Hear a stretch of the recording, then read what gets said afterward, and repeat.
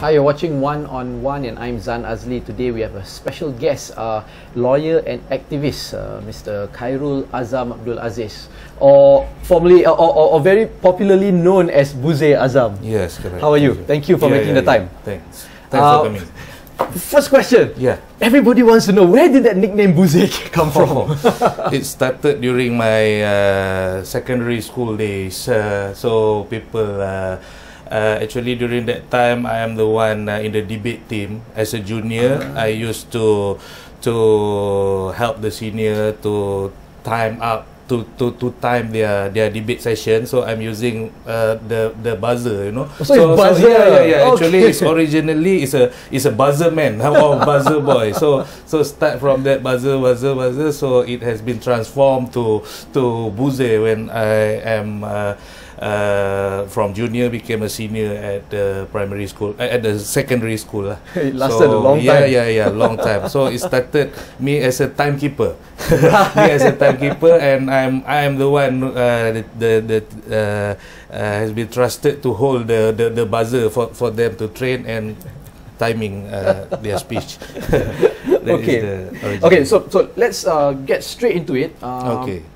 You have been very active in trying to maintain the Sedition Act. Yeah. Okay, we know about the Sedition Act. It's been around for a long time. Maybe you can explain a little bit about the Sedition Act. Okay. Our Prime Minister have made an announcement during Malaysia Day in 2011 to repeal Sedition Act. Yes. So, as a concerned citizen and a lawyer and activist, I pledge for the Prime Minister to reconsider if he is in the planning or his team in the plan to amend or to abolish this Sedition Act. Because the only reason is the Sedition Act is the only act under Article 63 Clause 4 in the Federal Constitution who denied a full privilege of the parliamentarian under Article 63(4) of the Federal Constitution. Parliamentarian are immune from any criminal charges or civil claim if in any speech they made in the House, Yes. except if their speech is within the seditious tendency in the Sedition Act. So this means that to me, this really means that the position of the Sedition Act is a bit higher from any other laws in the country, and it can control our parliamentarian from questioning the main pillars section or provision in the country that has been stated in our federal constitution. Okay. So to me, I urge our Prime Minister to reconsider his decision to repeal Sedition Act, because Sedition Act is an act that we have today to control the situation. It means if there is any tendency of any society in the people who wants to destroy the harmony and the national security of the country, so then Sedition Act is the only act we have now to stop that from happening. If it's to maintain harmony in society, Yeah. but do you think it should also be there to control parliamentarians in Parliament itself? No, I mean this is about the supremacy of the Sedition Act itself. Meaning that the parliamentarian, they are immune from any criminal charges, except if their speech is within the tendency seditious as defined in the section 3(1)(f) of the Sedition Act.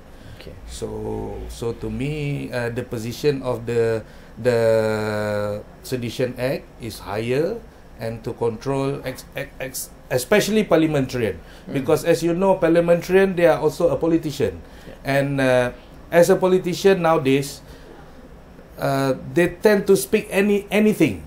Right. They tend to speak anything, and sometimes their speech can create hatred between the public. So this must be stopped. There must be some mechanism to stop all this. one of the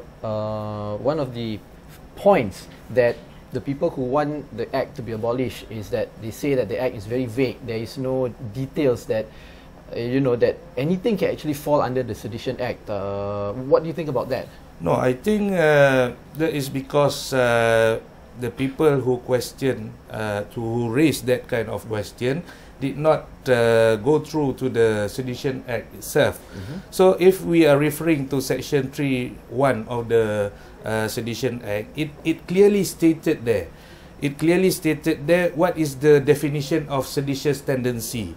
Let's say one of the important section of it, if to question any matter, right, status, position, privilege, sovereignty or prerogative established under Federal Constitution, let's say Part 3 of the Federal Constitution in regards of the citizenship, and then Article 152 in regards of the Malay as a national language, in regards of Article 153 in regards of the sovereignty of in regards of the special position of the Malays, and then to question Article 181 of the Federal Constitution in regards of the sovereignty of the Malay rulers.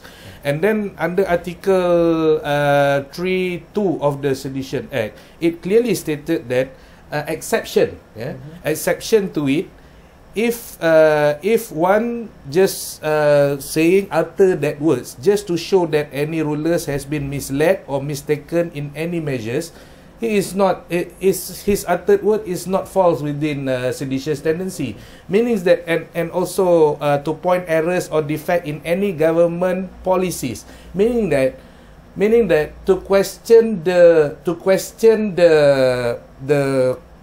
provision in the Federal Constitution is wrong. But if you want to question the implementation of Article 152, Article 153, or even in the matter of citizenship, it is not a crime under the Sedition Act. So people would be confused if they believe that any words, if just questioning all the main pillars of the Federal Constitution is seditious. No, it is wrong. Yeah. If you are promoting for abolishment, meaning promoting for abolishment of the system, yes, you are doing something which is false as a seditious tendency. But if you just questioning the implementation without any intention to abolish the system itself, no, you have a liberty to utter such a word and to give your opinion, academic opinion on that. It's all right for you. Do you think that the implementation of the Sedition Act right now can be fine-tuned, can be better, can be improved? Yeah.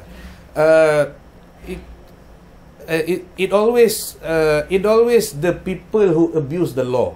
The law never abuse the people. Yeah. So first we must be clear that any prosecution under criminals and under Sedition Act is made is a sole the prosecution is a sole power of the Attorney General, not the Prime Minister, not the government. It is the Attorney General.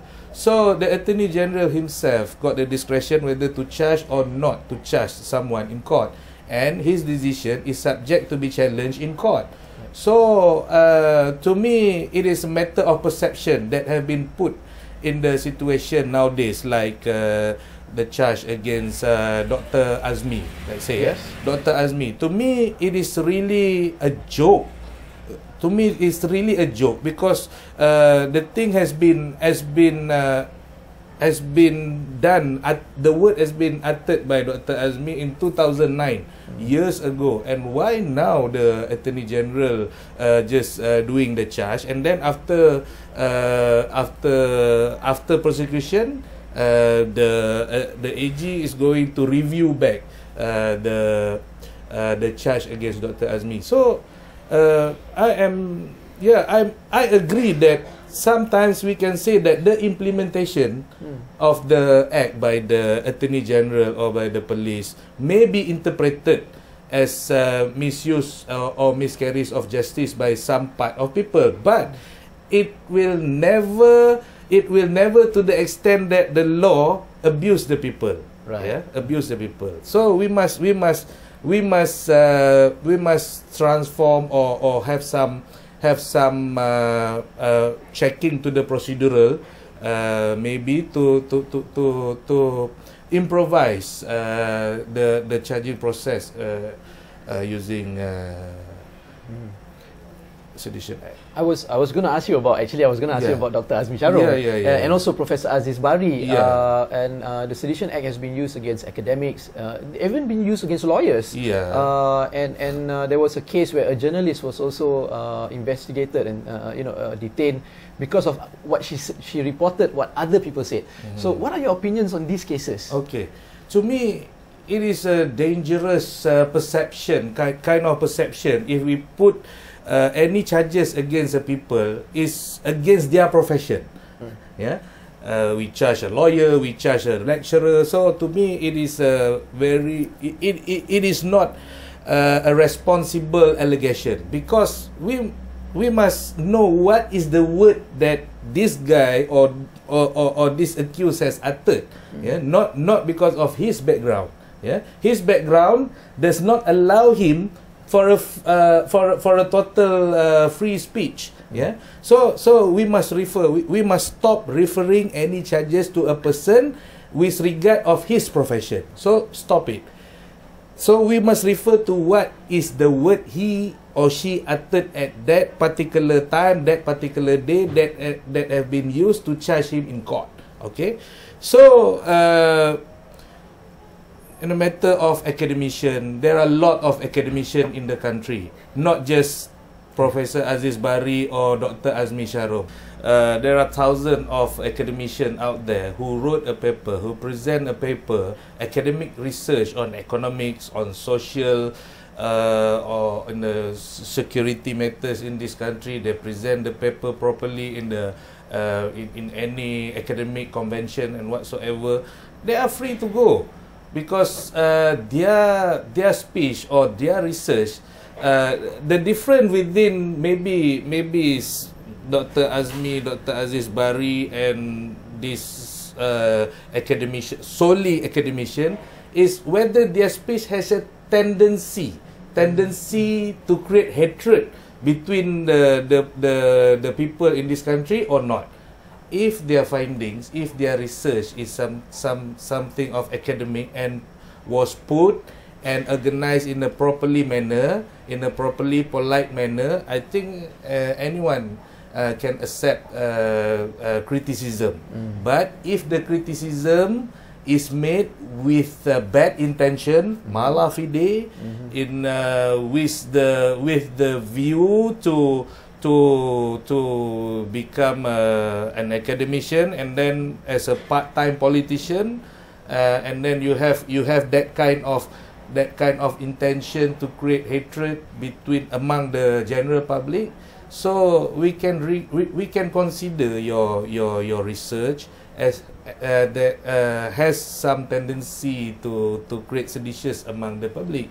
So to me, this has to be this kind of perception has to be look back into it, and then we have to reconsider, because any one of us, lawyers, even me, I am using lot of medium to suggest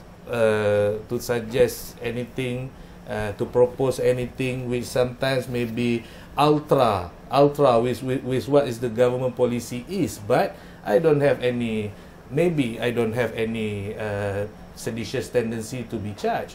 So that's why the freedom of speech in this country, which enshrined under Article 10 of the Federal Constitution, is governed by some sort of limitation. The limit is there. Okay. Do you believe that there should be I mean, an area where discourse, where people can talk about things, and then if they don't agree, they can discuss, so that each other will understand the other person or the other party. Do you think this will curb that, or you know? Okay, the problem of the general public in this country is most of them, they don't know the law. They don't even see the provision in the Sedition Act. So they, from naive, they became confused. so to me, that is the situation. There is only 11 section in the Sedition Act. So they don't read the act, and then with so much, we were flooded with so much information in the news, in the net. So people from naive of the law became confused. So to me, the politician, the lawyers, the academician, they should have played some educative role in the public. They should educate the people. They should tell the people the actual meaning or the actual provision that is stated in the act, and then they should give their opinion in two ways. One is the pro and one is a contra of it, and then let the people decide. Don't be biased just by promoting your idea, your side of ideas, and then you force the people to agree with you. This is wrong. Like me, I am me and my team together with former IGPs. We are promoting to defend the Sedition Act, but at the same time, I do not deny the facts that sometimes there is the prosecution that has been made can be interpreted as false, or the procedural that has been used in charging some of the accused in the sedition, using Sedition Act, is wrong. So, but change the people, change the personnel, change the authority who enforce the law, not changing the law. So that is our argument. We are not denying the facts. So I do hope that the other side, the other parties who suddenly became a supporter to the government to amend the Sedition Act, they have to be fair to the people, not because relying on their political interests per se, but they have to be responsible. They have to be a responsible politician. They have to promote harmony in the multiracial country like us now. You have been very visible in the media. Everybody knows you as an activist who tries to fight for the rights of the Malay society and all this. How did you get about, coming into this activism in your life? I am not a politician. Okay. I have never registered myself. I have never aligned myself to any political alliance in this country. I prefer to be an independent like this. And then I was surrounded by my friends, and who promotes me and who give me support to promote all this. And as a lawyer, I have some kind of knowledge and ability to argue things in regards of our law. So I am using that. I am using that capacity, that platform, to voice out what I think is the best for our country. Actually, during those days when the government abolished Internal Security Act, I am also the one who opposed the idea to abolish the ISA, Internal Security Act. But during that day, those were the days. The movement is not as structured as what we have now. So I'm trying my best, my very best. I am moving all over the country now. We are also having our Facebook pages. We are traveling. We are going. In fact, we are collecting signatures from the people to support us, to make sure that the government to reconsider. We want the government to reconsider, not because maybe during those were the days the government think that that is the best solution to be made by the government, but to us as a portion of the society, we are also a portion. Maybe I can say we are the silent majority. Now I want the majority not to be silent anymore. Please wake up. This is for our country. This is for our children. What will happen in this country if everyone, anyone can speak anything they want? I can't imagine what kind of situation we will be having if we don't have this Sedition Act. So as an activist, I was trained during my school days, during my university days as an activist. So I will continue doing this without hoping for anyone to listen to me. I don't hope for that, because who am I to force the government to listen to me? No, I don't have that capacity. But as a concerned citizen, me and my team, I have built the credible in the movement. It's not me alone. I can get figures like ex-IGPs, ex-judges, senior lawyers, academicians that share the same idea with me. So I am facilitating their views, and I am facilitating the program. We managed to have a road show in the all country, and then I bring all of them. In fact, this weekend we are going to Tawau. Even the people in Tawau are also calling for our assistance. They are having a program there. So we just move, and we hope for a miracle. Actually, we hope for a miracle, because our Prime Minister has made such an announcement. So we hope for a miracle if he can reconsider. Okay. Thank you very much for spending time with us, and for being very straightforward and frank in this interview. Thank you very much. Okay, thanks.